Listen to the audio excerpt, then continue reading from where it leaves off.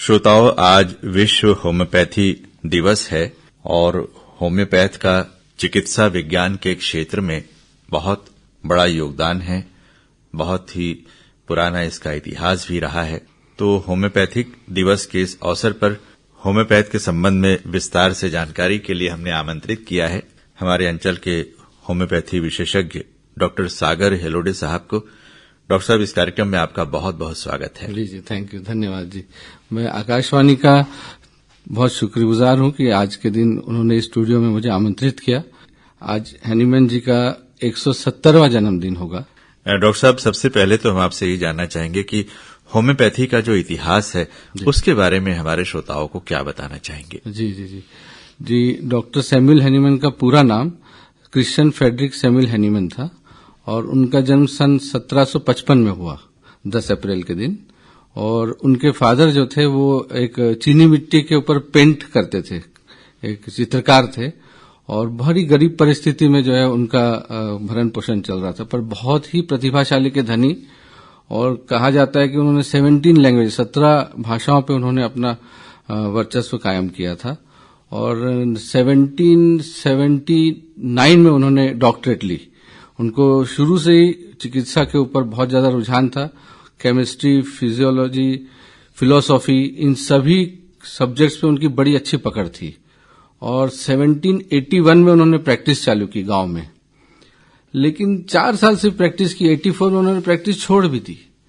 तो बड़ा एक अजीब था कि उस वक्त ऐसे ही डॉक्टर्स नहीं थे और इन्होंने प्रैक्टिस करना छोड़ दिया। जर्मन के थे ये रहने वाले और मिशन नाम के एक जगह में इनका जन्म हुआ था। तो बहुत ही ज्यादा संवेदनशील व्यक्ति, इन्होंने सिर्फ इसलिए प्रैक्टिस छोड़ी कि उस वक्त का मॉडर्न साइंस बहुत ज्यादा एडवांस नहीं था। तो जो से इम्प्योर ब्लड को खींचना और बहुत ऐसे हार्मफुल और अमानवीय तरीकों से ट्रीटमेंट होता था जो इनको कहीं से भी जच नहीं रहा था। तो इतने संवेदनशील व्यक्ति होने की वजह से उन्होंने सोचा कि मैं को इससे अपनी जीविका नहीं चलानी है।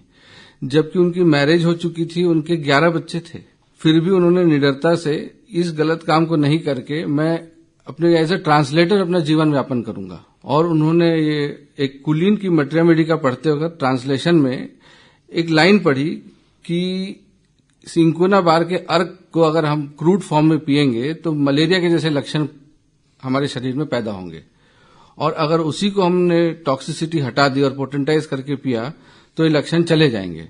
तो उनको ये बात समझ में नहीं आई कि ऐसे कैसे हो सकता है कि जिससे सिम्टम बने उसी से सिम्टम चले जाएंगे। तो उन्होंने ये सिंकोना बार के अर्क क्यूनिन को पूरे घर को पिलाया और सबको मलेरिया के लक्षण आ गए। और फिर उन्होंने उसकी टॉक्सिसिटी हटाई और सबको पिलाया तो सब चले गए लक्षण। तो जैसे न्यूटन को एक एप्पल था ना, ऐसे ही हम लोग बोलते हैं कि हैनीमैन जी के लिए कि उनको ये सिंकोना बार था। वहां से उनको ये समझ में आया कि उन्होंने एक स्लोगन दिया, सिमिलिया सिमिलिबस क्यूरेंटर, let like be treated by like. मतलब जिस स्वभाव का डिजीज है उसी स्वभाव की अगर दवा मिल जाए तो ये रोग जड़ से निकल जाएगा। यहां से उन्होंने होम्योपैथी के ऊपर में अपना काम चालू किया। डॉक्टर साहब, ये आपने बहुत अच्छी जानकारी दी होम्योपैथी के इतिहास के बारे में। अब हम आपसे ये जानना चाहेंगे कि आज के इस वैज्ञानिक युग में होम्योपैथी का क्या महत्व है और इसकी प्रासंगिकता क्या है? बहुत अच्छी बात यह है कि ये जब बना होम्योपैथी 1810 में, तब आज के जो डिजीजेज हैं जैसे कोरोना, जैसे एड्स, जैसे कैंसर, इनका नामो निशान नहीं था। तो आज भी वही प्रिंसिपल्स बराबर काम आ रहे हैं। मतलब ऐसा सूत्र गुण उन्होंने जो दिया कि आप डिजीज को डिजीज लेबलिंग में मत जाइए, सिम्टम और बॉडी लैंग्वेज और बॉडी की जो लक्षण उनको मिल रहे हैं उसके साथ कौन सी ड्रग मैच होती है उसका उन्होंने पूरा एक ब्यौरा दिया। ऑर्गेनॉन ऑफ मेडिसिन नाम की बुक है, एडिशंस बनाया उन्होंने, 6 एडिशंस थे इसके। 5 एडिशंस उनके जीवित रहते तक रहे और 6वां एडिशन उनकी मृत्यु के काफी साल बाद आया बाजार में।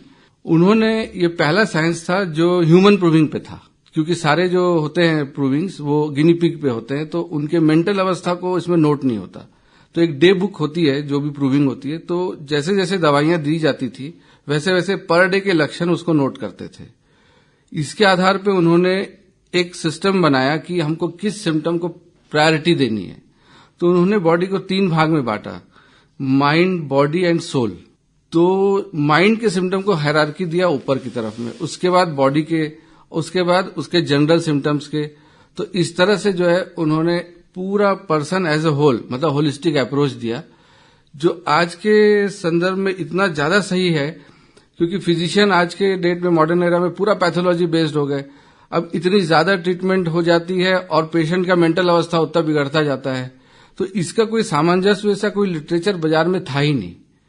इन्होंने उस वक्त में इतना सुंदर ढंग से तीनों चीजों को बनाया, मतलब इन्होंने 3 सब्जेक्ट बनाए।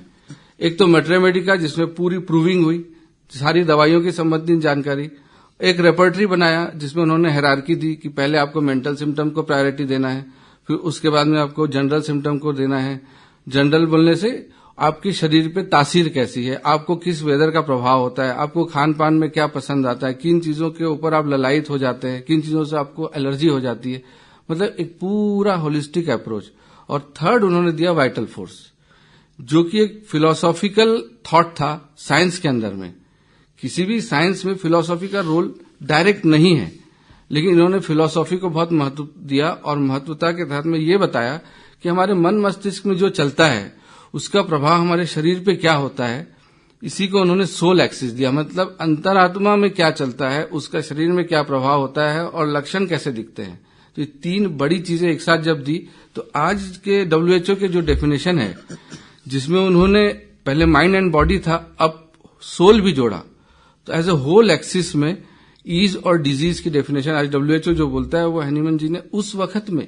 तो ये आज की प्रासंगिकता में आपको देखने मिलता है कि कितना दूरदृष्टि था उनका। शरीर, मन और आत्मा के बारे में जी आपने जो जानकारी दी डॉक्टर साहब, इसी से जुड़ा एक प्रश्न ये है कि हमारे देश में आध्यात्म की एक अवधारणा रही है, बिल्कुल, जहां मन, वचन और कर्म को बहुत ही महत्वपूर्ण माना गया है।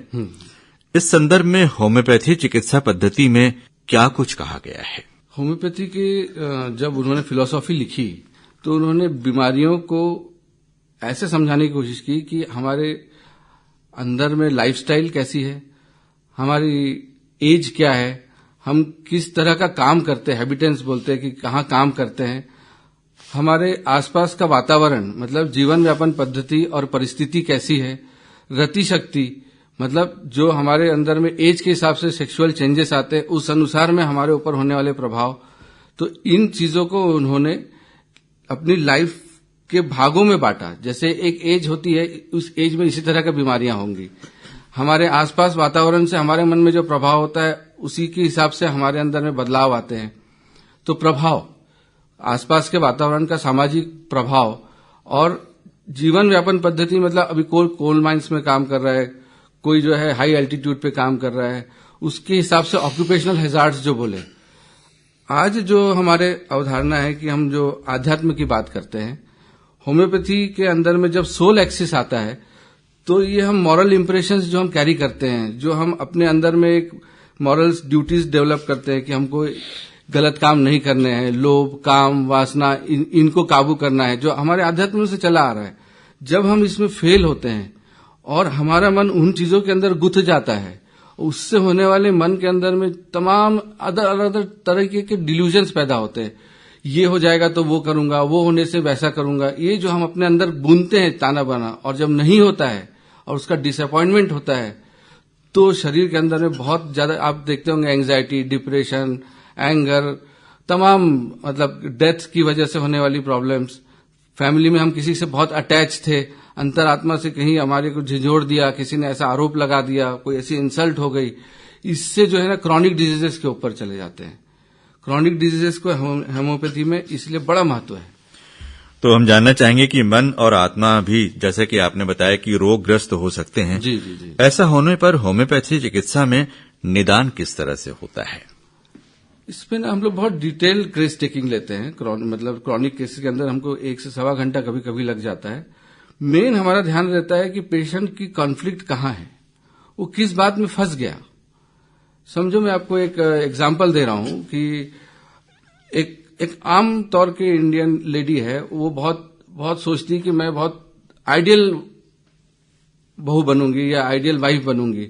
अब रियलिटी में जब वो उस घर जाती है, वहां के अंदर जो सिचुएशंस चेंज होते हैं, तो ये जो कॉन्फ्लिक्ट है, मतलब जो रोमांटिक कॉन्फ्लिक्ट और जो उसका रियलिटी कॉन्फ्लिक्ट, अब इसमें जो अगर कोई सामंजस्य नहीं बना तो हिस्टेरिकल हो जाना, उसको एपिलिप्सी के दौरे पड़ना, या बहुत ज्यादा एंगर सप्रेशन होने की वजह से उसका एंगर बिहेवियर, मतलब चिड़चिड़ापन के साथ घर गृहस्थी करना, इन चीजों को लेके वो आते हैं कि मेंस्ट्रुअल डिसऑर्डर हो गया। अब जब हम इस केस के अंदर में उलझते हैं, उनसे पूछते जाते हैं, तो कॉन्फ्लिक्ट के ऊपर हम बहुत ध्यान देते हैं कि कॉन्फ्लिक्ट क्या है। मेल्स में आते हैं कि उन्होंने एक आइडियल वे में ड्यूटी करने की सोची थी, लेकिन वहां इतना प्रेशर था विभाग का कि उनको भी वो सारे काम करने पड़ रहे हैं जो नहीं करने थे। अब उसकी नींद का खराब होना, उसको गलत आदतों में ले जाना कि मुझे ये चीजों से बाहर होना है, या बहुत जल्दी पैसे कमाने की इच्छा जो कि उसको मालूम है कि गलत है, लेकिन वो अपनी आत्मा को दबा रहा है। अब इस चीजों को पूछने वाला कोई नहीं है बाजार में। इन चीजों को हम जब खोलते हैं और उनके मन में क्या घटनाक्रम चला उसको जोड़ते हैं, जैसे आपको बोला मैंने कि ये ह्यूमन प्रूविंग है, इस प्रूविंग के लक्षण हमारे पास लिखे हुए होते हैं। हम मैच करते हैं कि किसके साथ इसका मेंटल पिक्चर ज्यादा मैच हो रहा है। तो ये दवा एक, अब वो जहर बन गया उसके शरीर में, वो टॉक्सिक कंडीशन है, उसी की पोटेंटाइज दवा अगर उसको दे दी जाए, वही जो सिमिलिया सिमिलिबस क्यूरेंटर, वो ऐसा उस वक्त में काम करता है।